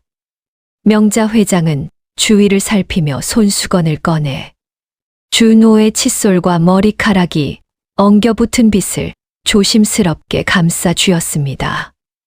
마치 세상에서 가장 귀한 보물을 다루듯 신중한 손길이었습니다. 그녀는 품속 깊이 그것들을 갈무리하고는 품에서 휴대폰을 꺼내 단축번호 한 번을 눌렀습니다. 그녀의 개인 변호사이자 30년 지기인 김 변호사였습니다. 신호음이 몇 번 가기도 전에 상대방이 전화를 받자 명자 회장은 낮지만 서리빨 같은 목소리로 지시를 내렸습니다. 김 변호사, 지금 즉시 사람을 보내게. 아주 은밀하게 처리해야 할 일이 있어. 수화기 너머로 무슨 일이냐는 다급한 물음이 들려오자 명자 회장은 굳게 닫힌 방문 너머 콧노래를 부르며 거실을 활보하고 있을 태호 쪽을 노려보며 단호하게 덧붙였습니다. 유전자 검사를 해야겠네. 내 것과 방금 확보한 검체로 3일 안에 결과가 나와야 해. 그리고 이 집안에 쥐새끼가 한 마리 있는 것 같으니 쥐약을 좀 준비해야겠어. 전화를 끄는 명자 회장의 손에 들린 휴대폰이 뜨겁게 달아올랐습니다.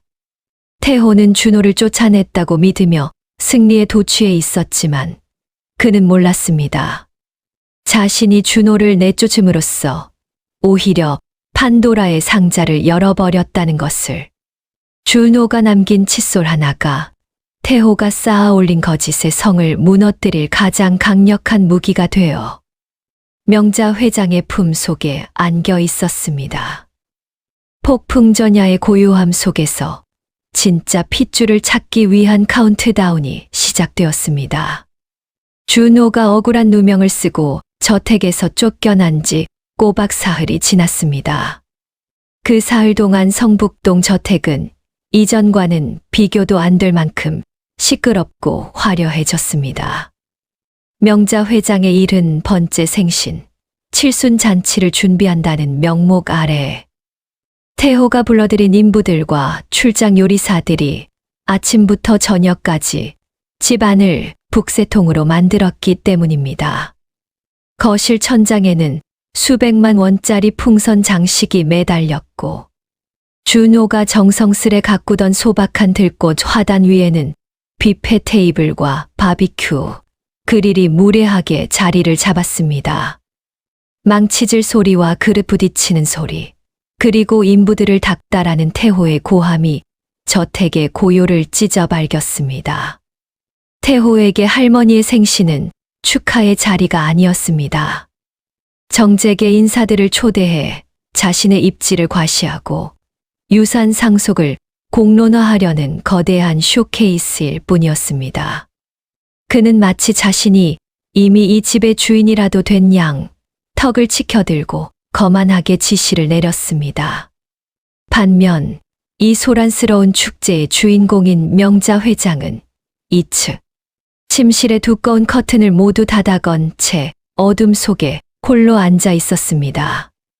그녀의 무릎 위에는 3일 전 준호가 남기고 간 칫솔과 빗이 담긴 손수건이 놓여 있었고 앙상한 손은 낡은 휴대폰을 생명줄처럼 꽉 쥐고 있었습니다.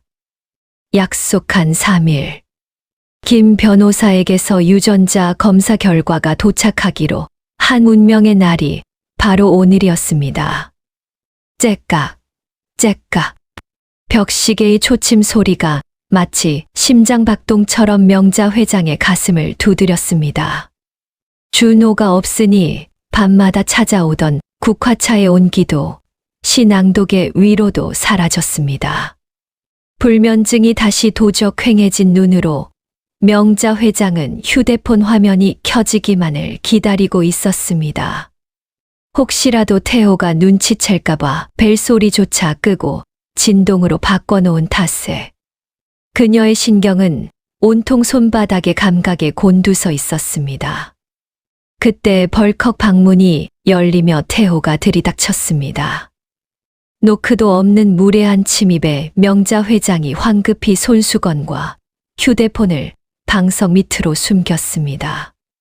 태호의 손에는 번쩍거리는 비단옷과 보석들이 들려 있었습니다. 할머니, 아직도 이러고 있어?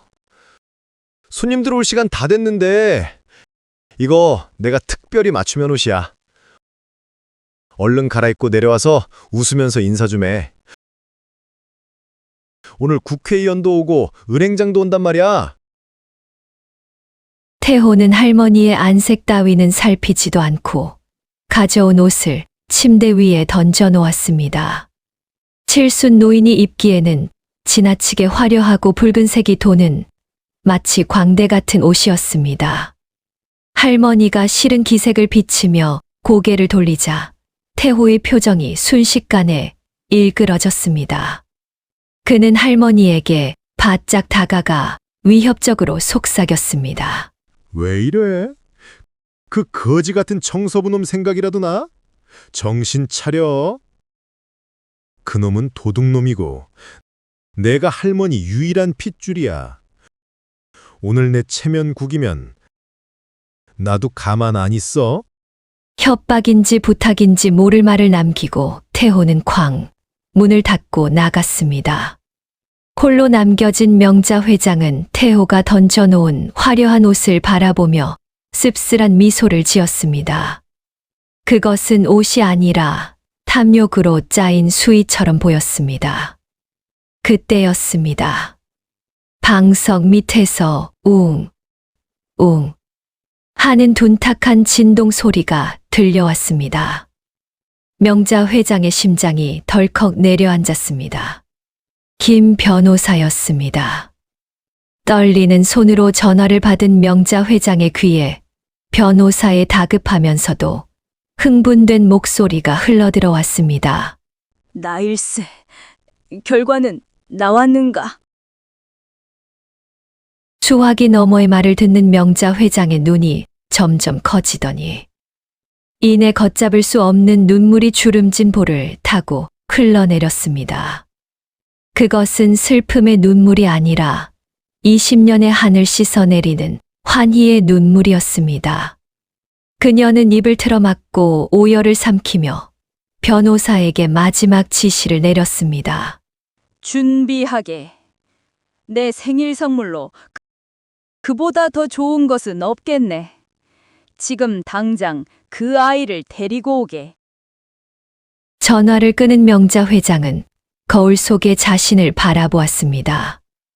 더 이상 나약하고 병든 노파는 그곳에 없었습니다.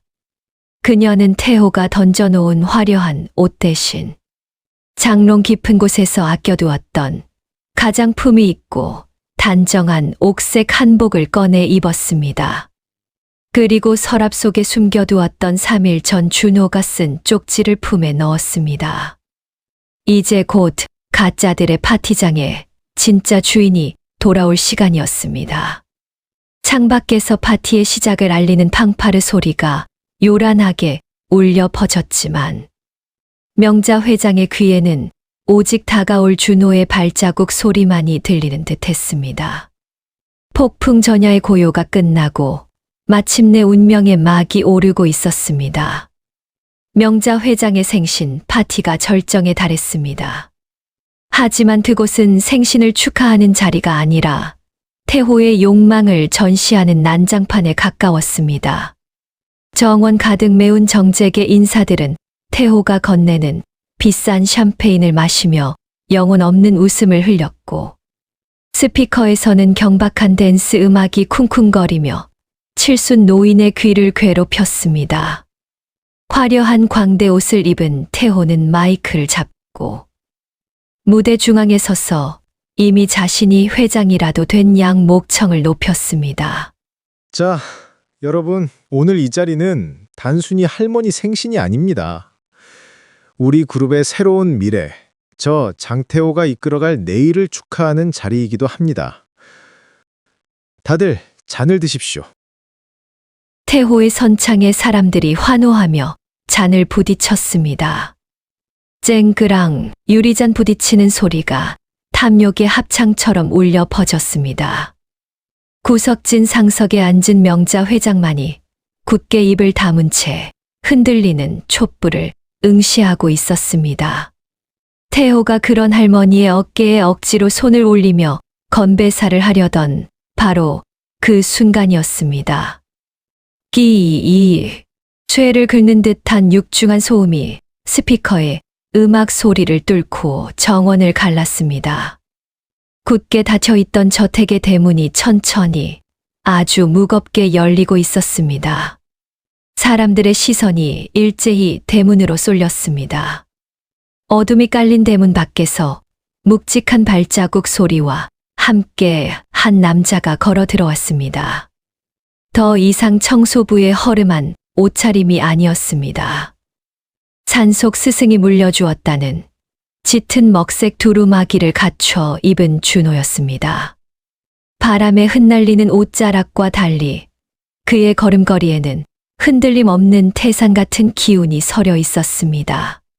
화려한 조명 아래 선 태호가 가벼운 불나방 같다면 어둠 속에서 걸어 나오는 준호는 거대한 바위와도 같았습니다. 경호원들이 황급히 달려들어 준호의 앞을 막아섰지만 준호가 뿜어내는 서늘한 기세에 눌려 누구도 섣불리 손을 대지 못하고 주춤거렸습니다. 당황한 태호가 마이크에 대고 꽥 소리를 질렀습니다. 뭐야? 너 이 자식, 여기가 어디라고 기어들어와? 경원, 뭐해? 당장 저 도둑놈 끌어내! 태호의 비명 같은 고함에도 준호는 눈 하나 깜짝하지 않았습니다. 그는 뚜벅뚜벅 태호가 서 있는 무대 앞까지 걸어와 멈춰 섰습니다. 그리고 자신을 노려보는 태호의 눈을 똑바로 응시하며 품 넓은 소매 안에서 천천히 손을 꺼냈습니다. 준호의 입에서 퇴계 이황 선생이 평생을 강조했던 사람의 도리에 관한 묵직한 한자. 성어가 천둥처럼 터져 나왔습니다. 경이 직내요. 의의 방해라 하였소. 낯선 한자어의 등장에 파티장의 소음이 물을 끼얹은 듯 잦아들었습니다. 태호가 멍하니 입을 벌리자 준호는 좌중을 둘러보며 그 뜻을 서리빨처럼 풀이했습니다. 공경함으로써 마음을 곧게 하고 의로움으로써 밖을 반듯하게 한다 했습니다. 헌데 마음속에 공경은 없고 탐욕만 가득하니 겉으로 꾸민 이 화려한 잔치가 그저 돼지의 춤사위로 보일 뿐이구려. 돼지의 춤사위. 점잖은 꾸짖음 속에 숨겨진 날카로운 칼날에 태호의 얼굴이 시뻘겋게 달아올랐습니다. 손님들 사이에서 웅성거리는 소리와 함께 비웃음이 새어나왔습니다. 모욕감을 참지 못한 태호가 들고 있던 샴페인 잔을 바닥에 내동댕이 쳤습니다. 와장창 깨진 유리 조각이 파편처럼 튀었지만 준호는 미동도 하지 않았습니다. 이 미친놈이야. 죽고 싶어? 네가 뭔데 훈계질이야? 너 도둑이잖아! 내 반지 훔쳐간 도둑놈! 태호가 악을 쓰며 준호의 멱살을 잡으려 달려들었습니다. 바로 그때 무대 뒤편 상석에서 지팡이로 바닥을 내리찍는 둔탁한 소리가 쿵 하고 울렸습니다. 명자 회장이었습니다. 그녀는 떨리는 다리에 힘을 주고 벌떡 일어나 마이크를 잡고 있는 태호의 손에서 마이크를 거칠게 뺏어 들었습니다. 스피커에서 찢어지는 듯한 하울링 소리가 났지만 명자 회장의 목소리는 그보다 더 크고 또렷하게 정언을 울렸습니다. 그 손 놓지 못하겠느냐? 할머니의 불호령에 태호가 큼칫 놀라 손을 멈췄습니다. 명자 회장은 태호를 밀쳐내고 준호에게 천천히 다가갔습니다. 그리고 수많은 사람들 앞에서 며칠 전 태호 몰래 챙겨두었던 준호의 낡은 칫솔과 유전자 검사 결과지를 꺼내 높이 들어 보였습니다. 종이가 밤바람에 파르르 떨렸지만 그 속에 적힌 진실은 바위처럼 단단했습니다. 명자 회장의 눈시울이 붉어졌지만 입가에는 지난 3년 중 가장 환한 미소가 번졌습니다. 그녀는 준호의 옷매를 어루만지며 떨리는 목소리로 선언했습니다. 도둑은 반지를 훔친 이 아이가 아니라 내 눈과 귀를 훔쳤던 바로 너다, 태호야. 할머니의 손끝이 정확하게 태호를 가리켰습니다. 정원에는 숨막히는 침묵만이 흘렀습니다. 준호는 자신을 알아보신 할머니를 향해 깊고 정중하게 허리를 숙였습니다. 그것은 청소부의 인사가 아니라 먼 길을 돌아 제자리에 돌아온 주인의 인사였습니다. 늦어서 죄송합니다, 할머니. 저희 이제야 왔습니다. 명자 회장의 서슬퍼런 선언이 정원의 밤 공기를 가르고 지나가자 화려한 파티장에는 숨소리조차 들리지 않는 정막이 내려앉았습니다. 샴페인 잔을 든 채 입을 다물지 못하는 하객들, 당황하여 우왕좌왕하는 경호원들, 그리고 그 중심에서 얼굴이 흙빛이 되어버린 태호. 방금 전까지 이 저택의 주인 행세를 하던 태호의 기세는 할머니가 들어 올린 종이 한 장 앞에서 모래성처럼 허무하게 무너져 내렸습니다. 태호는 믿을 수 없다는 듯 뒷걸음질 치며 헛웃음을 흘렸습니다.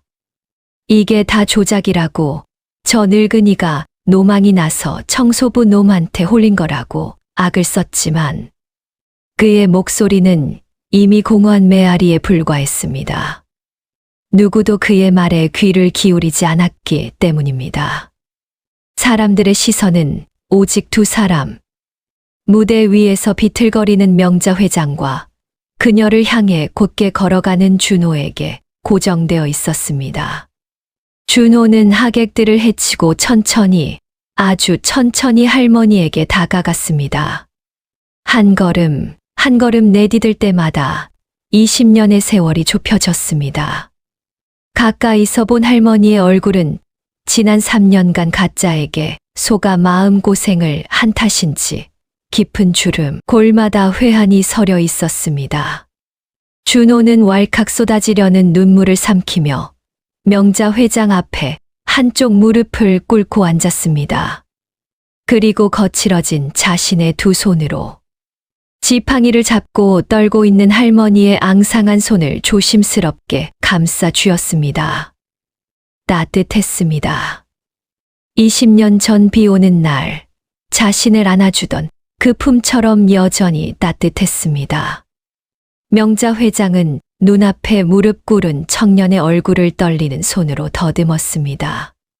빗자루를 들던 투박한 손, 햇볕에 그을린 피부, 그러나 그 속에 박힌 보석 같은 눈동자.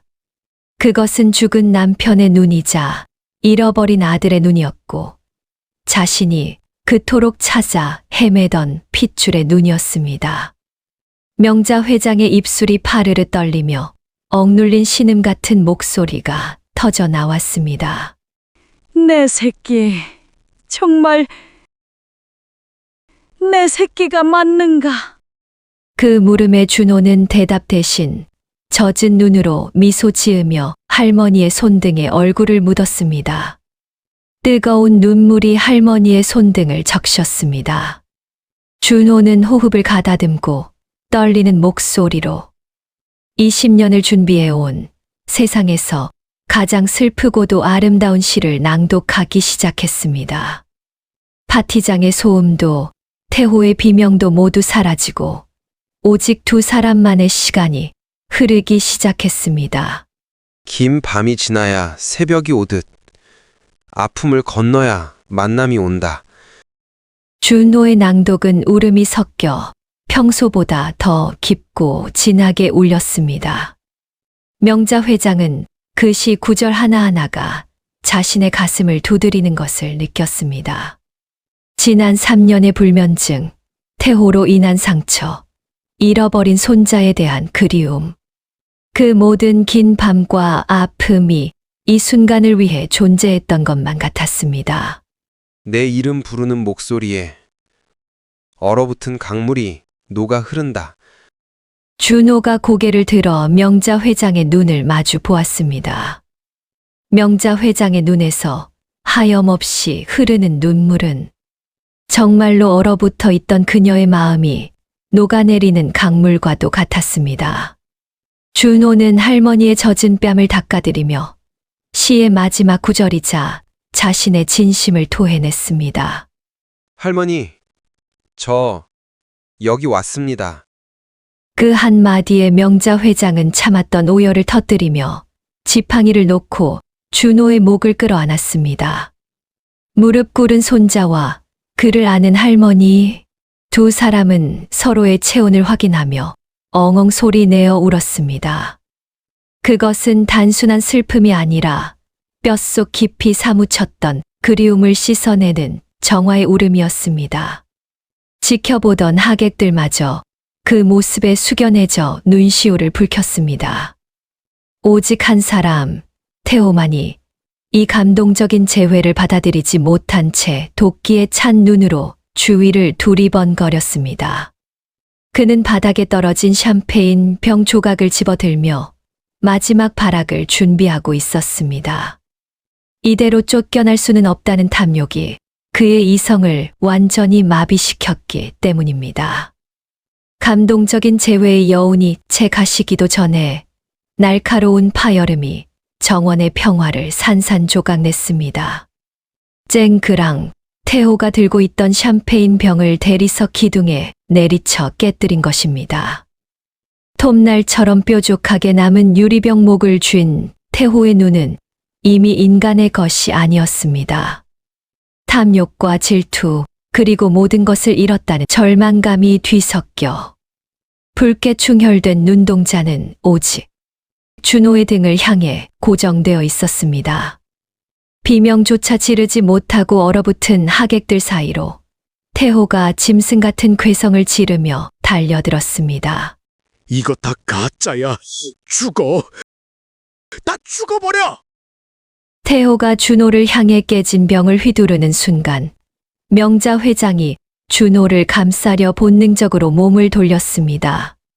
하지만 준호는 그보다 더 빨랐습니다. 산속에서 바람 소리만 듣고도 낙엽이 떨어지는 방향을 읽던 그 감각이 빛을 발했습니다.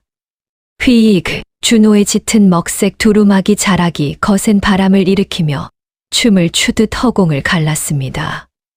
둔탁한 타격음이 울린 것은 찰나였습니다. 준호는 태호가 휘두른 팔목을 낚아채 비틀어버림과 동시에 다리를 걸어 중심을 무너뜨렸습니다. 쿵! 태호의 몸이 바닥으로 처박히며 들고 있던 흉기가 저 멀리 튕겨 나갔습니다. 준호는 넘어진 태호의 등 뒤로 팔을 꺾어 제압하고는 조금의 흐트러짐도 없는 자세로 그를 바닥에 눌러버렸습니다. 그것은 폭력을 폭력으로 갚는 싸움이 아니라 날뛰는 짐승을 진정시키는 조련사의 몸짓처럼 절제되고 단호했습니다. 바닥에 얼굴이 짓눌린 태호는 흙먼지를 들이마시며 발악했습니다. 이거 놓으라고, 내가 누군지 아느냐고 고래고래 소리를 질렀지만 준호의 소나기 힘은 마치 천년 묵은 고목의 뿌리처럼 꿈쩍도 하지 않았습니다. 준호는 태호의 귓가에 대고 분노가 아닌 연민이 담긴 목소리로 나직하게 말했습니다. 스스로 멈추지 못하면 결국 남의 손에 꺾이는 법입니다. 이제 그만 내려놓으시지요. 그때 멀리서부터 요란한 사이렌 소리가 점점 가까워지기 시작했습니다. 명자 회장이 미리 불러둔 경찰차였습니다. 붉고 푸른 경광등 불빛이 저택의 담벼락을 어지럽게 비추자 태호의 얼굴은 사색이 되었습니다. 곧이어 제복을 입은 경찰들이 정원으로 들이닥쳤고 준호는 그제야 잡고 있던 태호를 경찰들에게 인계했습니다. 경찰의 손에 수갑이 채워지는 철커덕 소리가 차갑게 울렸습니다. 절도, 사기, 그리고 흉기 난동. 화려한 파티의 주인공이 되고 싶었던 태호의 손목에 채워진 것은 금팔찌가 아니라 차가운 쇠고랑이었습니다. 끌려가면서도 태호는 명자 회장을 향해 뒤를 돌아보며 악을 썼습니다. 할머니, 내가 잘못했어. 한 번만 봐줘. 저 자식이 꾸민 일이라고. 할머니! 하지만 명자 회장은 태호에게 눈길조차 주지 않았습니다. 그녀는 준호의 옷에 묻은 흙먼지를 털어주며 지팡이로 바닥을 쿵 내리찍고는 단호하게 등을 돌렸습니다. 그것은 3년간 자신을 기만했던 가짜 손자에 대한 가장 차갑고도 확실한 작별 인사였습니다.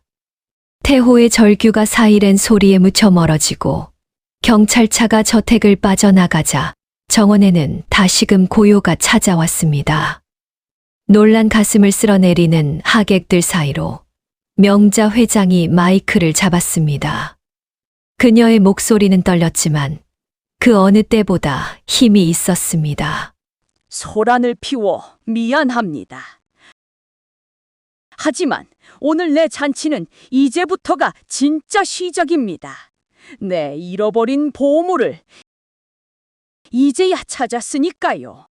명자 회장이 준호의 손을 번쩍 들어 올렸습니다. 하객들 사이에서 하나둘 박수가 터져 나오기 시작하더니 이내 우레와 같은 함성이 정원을 가득 메웠습니다. 그것은 재벌 회장에 대한 아부가 아니라 험난한 운명을 뚫고 제자리를 찾은 진짜 주인에 대한 진심 어린 축하의 박수였습니다. 준호는 쑥스러운 듯 고개를 숙였지만 맞잡은 할머니의 손을 절대 놓지 않았습니다. 화려한 조명이 꺼지고 은은한 달빛만이 남은 정원, 난장판이 된 바닥에는 깨진 유리 조각들이 별처럼 반짝이고 있었지만 두 사람의 얼굴은 그보다 더 환하게 빛나고 있었습니다. 길고 길었던 어둠의 터널을 지나 마침내 진짜 새벽이 밝아오고 있었습니다. 요란했던 사이렌 소리와 고성이 휩쓸고 지나간 성북동 저택에 다시금 고요한 아침이 찾아왔습니다. 하지만 그것은 예전의 그 차갑고 적막한 고요가 아니었습니다. 칠흑 같은 어둠을 몰아내고 창문을 뚫고 들어온 햇살은 거실 구석구석에 쌓여있던 먼지를 털어내듯 따스하게 내려앉았고 정원수 가지마다 앉은 참새들의 지저귀는 그 어떤 클래식 음악보다 경쾌한 아침의 찬가처럼 들려왔습니다. 태호가 자신의 과시욕을 위해 설치했던 흉물스러운 풍선 장식과 현수막들은 모두 깨끗하게 치워져 있었습니다. 대신 그 자리에는 준호가 새벽부터 일어나 정성스레 심어놓은 작은 야생화 모종들이 옹기종기 자리를 잡고 아침 이슬을 머금은 채 싱그러운 숨을 쉬고 있었습니다. 욕심으로 얼룩졌던 이 거대한 저택이 비로소 본연의 숨결을 되찾은 것입니다. 2층 침실, 두꺼운 암막 커튼을 모두 걷어낸 명자 회장의 방은 눈이 부시도록 환했습니다. 지난 수십 년간 그녀를 괴롭혔던 지독한 불면증은 태호가 연행되던 그날 밤 거짓말처럼 사라졌습니다. 약 한 톨 먹지 않고도 단잠을 자고 일어난 명자 회장의 얼굴은 마치 하룻밤 사이에 10년은 젊어진 듯 맑고 혈색이 돌았습니다. 그녀는 침대에서 일어나 기지개를 켜며 창가로 다가갔습니다. 창밖으로 보이는 풍경은 평화 그 자체였습니다. 마당 한가운데서 빗자루를 들고 있는 준호의 모습이 보였습니다. 그는 빗자루로 바닥을 쓰는 것이 아니라 마치 돼지의 등을 어루만지듯 부드럽게 낙엽을 쓸어내고 있었습니다. 사락, 사락. 규칙적으로 들려오는 그 빗질 소리는 명자 회장의 심장 박동과 맞물려 편안한 리듬을 만들어냈습니다. 명자 회장은 얇은 쇼를 걸치고 가벼운 발걸음으로 계단을 내려가 정원으로 나갔습니다. 인기척을 느낀 준호가 빗질을 멈추고 허리를 펴며 환하게 웃어 보였습니다. 그 미소에는 더 이상 경계심도 슬픔도 증명해야 할 그 무엇도 없었습니다. 그저 사랑하는 가족을 맞이하는 편안함만이 가득했습니다. 안녕히 주무셨습니까, 할머니? 간밤에 바람이 잤는데 꿈자리는 사납지 않으셨는지요? 할머니. 그 호칭이 명자 회장의 가슴을 따뜻하게 데워주었습니다. 예전에는 듣기 싫어했던 할머니라는 말이 이제는 세상에서 가장 듣기 좋은 노래처럼 들렸습니다. 명자 회장은 준호에게 다가가 그의 온매를 다듬어주며 어린 아이처럼 들뜬 목소리로 대답했습니다. 아니야. 아주 푹 잤어. 꿈도 꾸지 않을 만큼 깊게 잤단다. 내 평생 이렇게 개운한 아침은 처음이야. 명자 회장은 준호가 갖고 놓은 화단을 둘러보았습니다. 태호가 바비큐 그릴을 놓느라 짓밟았던 꽃밭은 준호의 손길로 말끔하게 복구되어 있었습니다. 꺾였던 줄기에는 지지대가 세워졌고 파헤쳐진 흙은 다독여져 있었습니다. 명자 회장은 그 화단 앞에 쪼그리고 앉아 흙냄새를 깊이 들이마셨습니다. 신기하구나. 다 죽은 줄 알았던 것들이 내 손만 닿으면 이렇게 살아나니 말이다. 나도 저 꽃들처럼 다시 살아난 것 같아. 준호는 빗자루를 내려놓고 할머니 곁에 나란히 앉았습니다. 그리고 아침 햇살을 받아 반짝이는 나무잎들을 가리키며 나직하게 입을 열었습니다. 죽은 것이 아니었습니다. 그저 무거운 짐에 눌려 잠시 숨을 죽이고 있었던 것 뿐이지요. 덮여있던 돌덩이를 치워주니 알아서 제 힘으로 일어난 것입니다. 할머니께서도 스스로 이겨내신 겁니다. 준호는 공을 자신에게 돌리지 않았습니다. 모든 치유의 힘은 할머니 안에 이미 있었다고 말해 주었습니다. 그 겸손하고 깊은 마음에 명자 회장은 다시 한번 감동했습니다. 그녀는 준호의 투박한 손을 잡고 가만히 토닥였습니다. 준호야, 이제 이 집은 너무 넓고 조용하구나. 너와 나 단둘이 살기에는 말이다. 비어있기에 채울 수 있는 기쁨이 있지 않겠습니까? 이제 이곳을 욕심이 아닌 시와 차, 그리고 사람의 온기로 채우면 됩니다. 준호가 자리에서 일어나며 장난스럽게 웃어 보였습니다. 그런 의미에서 오늘 아침은 제가 솜씨 좀 부려보겠습니다. 산에서 스승님께 배운 나물국 솜씨가 제법입니다. 명자 회장은 소리내어 웃었습니다. 고급 호텔 뷔페나 기름진 요리가 아닌 손자가 끓여주는 투박한 나물국. 그것이야말로 지금 그녀에게 가장 필요한 보약이었습니다. 두 사람은 서로를 부축하며 현관으로 들어섰습니다. 열린 문틈으로 고소한 밥 짓는 냄새가 흘러나와 정원을 감쌌습니다. 닫혀있던 철옹성 같던 저택이 비로소 사람 사는 냄새가 나는 집으로 변해가고 있었습니다. 어느덧 해가 뉘엿뉘엿 넘어가고 성북동 저택의 거실에도 노을빛이 길게 드리워졌습니다. 아침에 준호가 끓여준 나물국으로 속을 덮인 명자 회장은 오후 내내 준호와 마주 앉아 그동안 나누지 못했던 이야기 보따리를 풀었습니다. 산속에서의 생활, 스승님의 가르침, 그리고 준호가 어떻게 할머니를 찾아오게 되었는지. 두 사람의 대화는 끊어질 듯 이어지며 집안의 공기를 훈훈하게 데웠습니다. 이제는 습관이 된 저녁 9시. 준호는 오늘도 어김없이 찻상 하나를 들고 할머니 곁으로 다가왔습니다. 찻잔 위로 피어오르는 국화차의 향기는 여전했지만 그 향기를 맡는 두 사람의 마음가짐은 한 달 전과는 천지 차이였습니다. 불안과 의심, 외로움이 가득했던 찻잔에는 이제 평온과 신뢰, 그리고 가족애가 찰랑거리며 채워져 있었습니다. 명자 회장은 따뜻한 찻잔을 두 손으로 감싸 쥐며 창밖의 어둠이 내려앉는 정원을 바라보았습니다.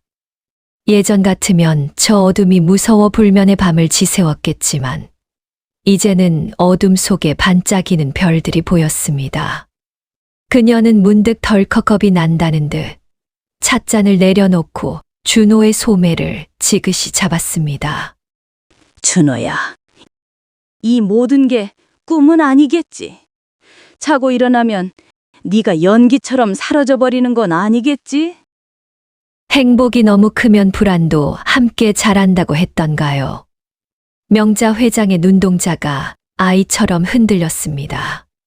준호는 찻주전자를 내려놓고 할머니가 잡은 자신의 소매 위에 따뜻한 손을 겹쳤습니다.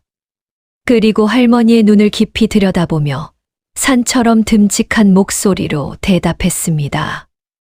꿈이 아닙니다. 저는 바람처럼 스쳐가는 인연이 아니라 할머니 곁에 뿌리 내린 나무가 되러 온 것입니다. 이제 다시는 혼자 두지 않겠습니다.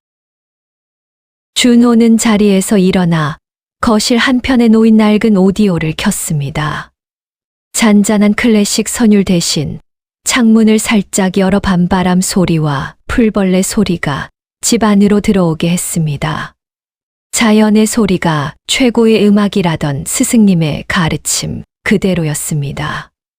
준호는 열린 창가에 서서 밤하늘을 올려다보며 이 드라마의 마지막을 장식할 시 한 편을 낭독하기 시작했습니다. 그것은 할머니와 함께 걸어갈 미래에 대한 약속이자 스스로에게 다짐하는 맹세였습니다. 이제 혼자 걷지 않으리. 거친 산길도 꽃길이 되리니 준호의 목소리가 밤 공기를 타고 부드럽게 퍼져 나갔습니다. 명자 회장은 눈을 지그시 감고 그 목소리에 귀를 기울였습니다. 지난 세월 홀로 걸어왔던 가시밭길이 준호의 목소리를 따라 하나둘 꽃길로 변해가는 상상이 눈앞에 펼쳐졌습니다.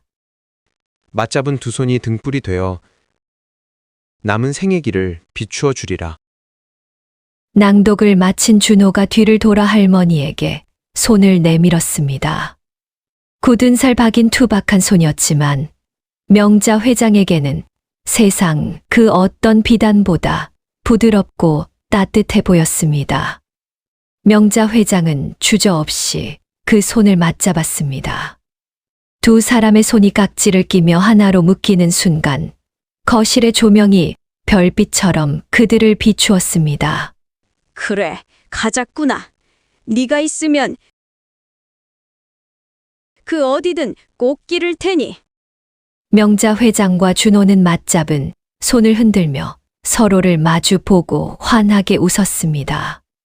그 웃음소리는 텅 비었던 대저택을 가득 채우고도 넘쳐 담장을 넘어 밤하늘로 흩어졌습니다.